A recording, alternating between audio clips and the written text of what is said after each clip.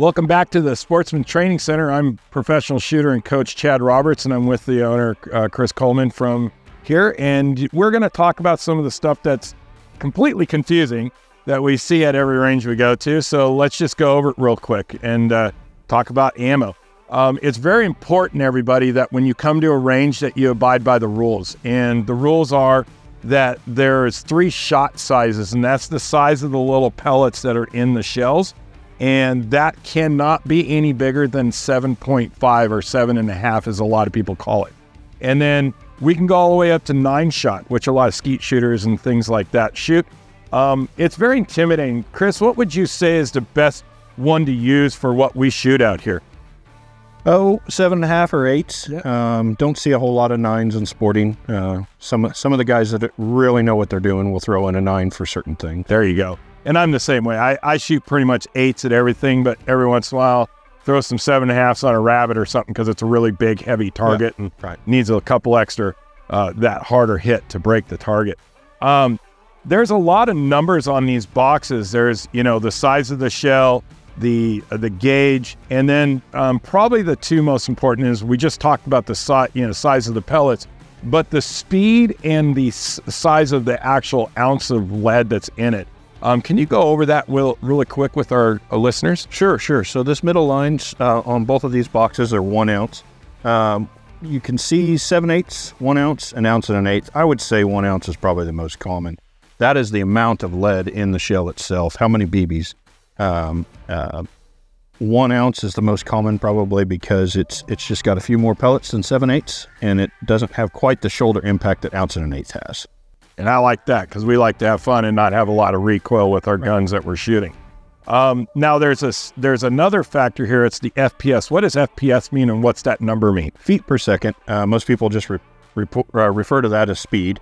So I'm shooting 1170s today. Over and under, don't have to worry about cycling issues or anything with the slower speeds, and it's just easier on the shoulder, and you can break anything out there even with the slower speeds. Looks like Chad today shooting 1250s. That's a really common number. 1200s and 1250s are really common. As a beginner shooter, if you're at this point, just pick a speed, stick with it until you get consistent. Don't worry about the speeds. Don't worry about the shot size. Just pick the same one every time until you get. I think that's important is make sure the ammo works well with you and the gun that you're shooting. So if you're shooting an auto, make sure that the gun's clean because we have to have a clean gun. Remember that.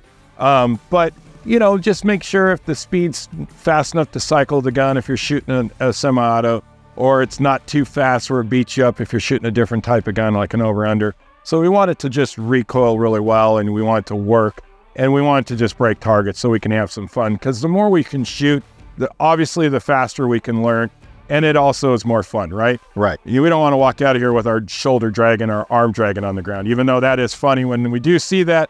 But a lot of people think they need to shoot really heavy loads to break these targets, and you don't need that. And that was something I even had to get over when I first started because I wanted to shoot the really big loads, and you don't need to. So the other thing is we have these things over here that in our guns, we have 2 of them, and they fit in the end of the barrel, and these are the chokes. Now, obviously a single barrel gun has 1. These have 2. It gives us a couple extra options. You can run a different size in each gun. What do the chokes mean, and what do they do? So they're different restrictions. It just kind of cones down your pattern. Okay. The higher the number, the tighter the pattern. The lower number, the more open the pattern. Same type of thing as we talked about on the shot.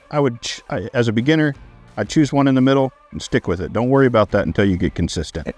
And that seems like it's across the board. You can hear a common theme here. And the reason why we're talking about this is because the internet goes crazy with a lot of different things that people suggest, and almost like everybody's an expert, right? Right. And for me, if you just stay consistent, like seriously, folks, if you have a gun that comes with 3 chokes and you don't know which one to run the openest choke that there is. If it comes with a cylinder, an IC, and a mod, put a cylinder in, shoot the open choke, and get used to shooting some of the smaller, closer targets. Yeah. Smaller lead targets, as we would call it.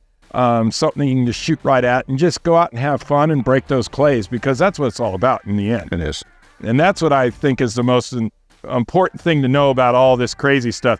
All these boxes will be different colors. There's different manufacturers. like Chris said, find one that works for you and that's consistent. I shoot Fiocchi. Chris shoots Fiocchi. I do. But you have some other different brands like B&P here. So there's a load of stuff you'll find at all the different, different stores out there that carry ammo. Just pick one that works for you.